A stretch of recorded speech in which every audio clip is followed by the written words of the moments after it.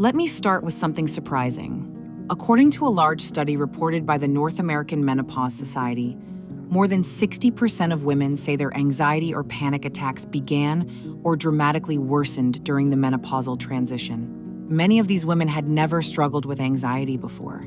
Most of them didn't know their symptoms were connected to hormones at all. But the most shocking part is this. Almost no one ever explained why this happens.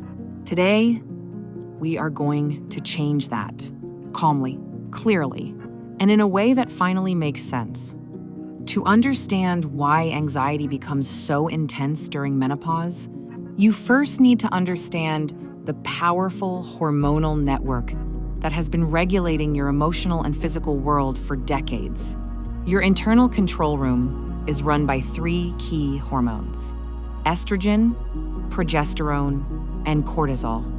Estrogen is not just a reproductive hormone. It is deeply connected to your brain. It helps regulate serotonin, the neurotransmitter that brings calm and emotional steadiness. It supports dopamine, which influences clarity, motivation, and focus. It even interacts with GABA, your brain's natural anti-panic brake system. During menopause, estrogen can drop by 80 to 90%, and when that happens, the entire control room becomes unstable. Your nervous system loses a major source of support.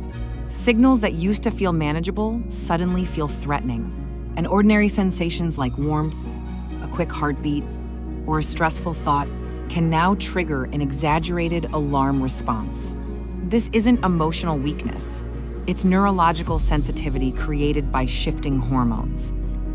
Long before a woman reaches menopause, one hormone begins to fall steadily and quietly: progesterone. This decline can begin in the late 30s or early 40s, and by the time perimenopause is underway, progesterone levels may have dropped by up to 75% compared to a woman's reproductive baseline.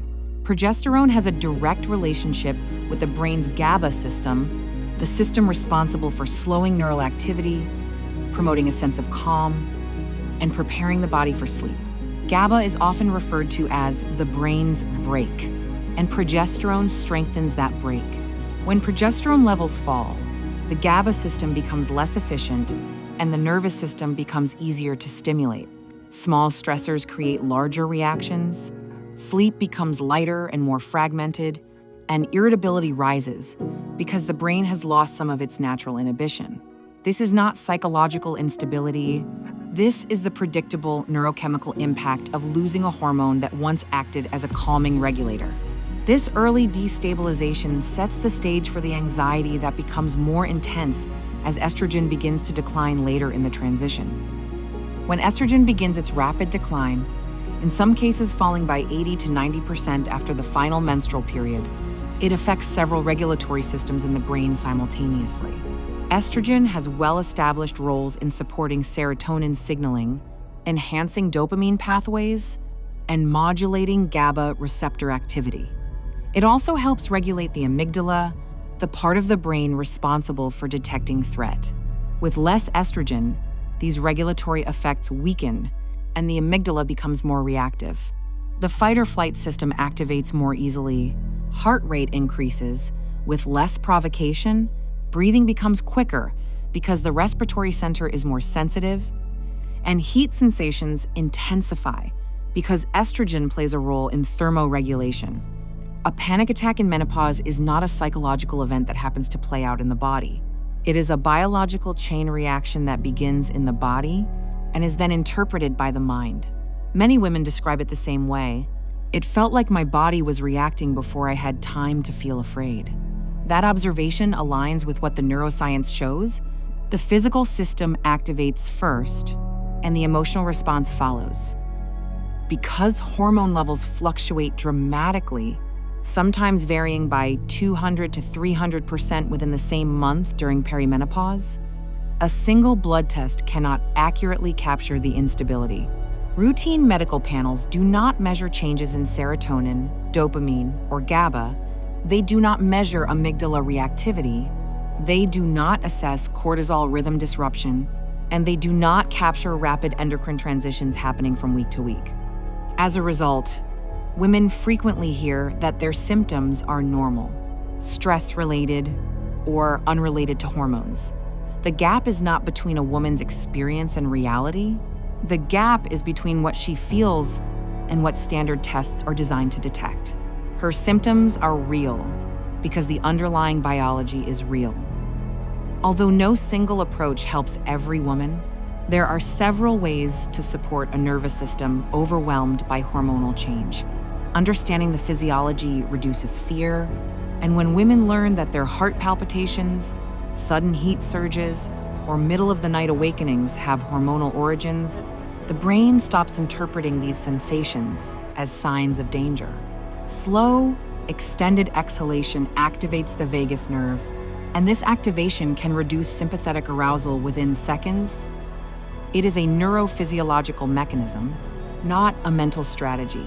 Cooling the body helps, because heat is a known activator of the sympathetic nervous system, and lowering skin temperature communicates safety to the brain. Even modest improvements in sleep improve cortisol regulation and reduce vulnerability to anxiety during the day. Movement, especially rhythmic, moderate movement like walking, increases serotonin and dopamine availability, helping compensate for the reduced support once provided by estrogen. These are physiological interventions, not coping techniques. They directly influence the systems destabilized by menopause. For some women, modern hormone therapy provides measurable neurological support.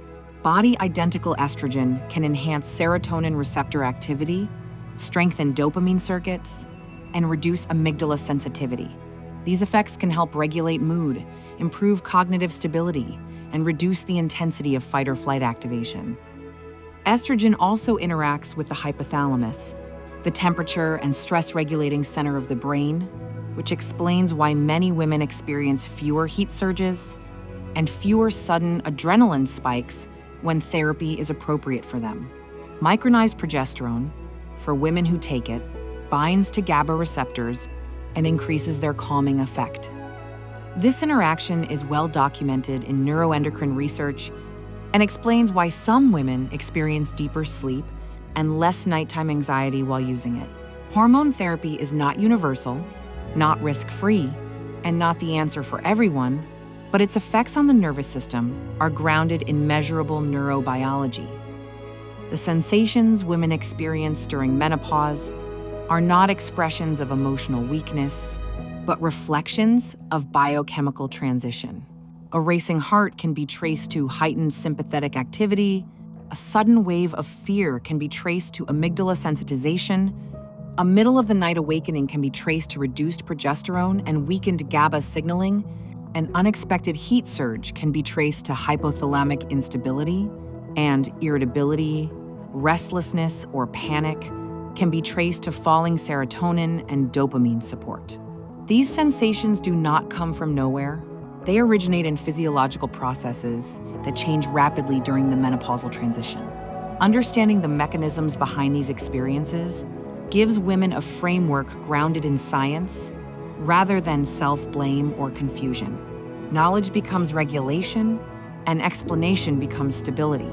When the biology makes sense, the fear surrounding the symptoms begins to fade. If this explanation helped you see your symptoms not as mysteries, but as natural neurological responses to shifting hormones, then this is only the beginning of what you can understand about your own body. Every biological process we discussed today, from GABA changes to serotonin modulation to cortisol instability, is supported by research. You can find all scientific sources referenced in this video in the description below, so you can explore the evidence for yourself and move forward with clarity and not confusion. At the Midlife Balance Institute, we guide women through this transition with grounded science, practical tools, and a community that understands exactly what this stage of life feels like. So here is the question. Do you want to continue navigating these changes alone?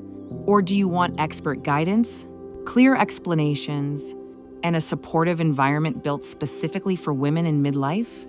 If you're ready for understanding, for steadiness, and for a science-based approach to your own well-being, join us inside the Midlife Balance Institute. Your physiology makes sense, and you deserve to understand it.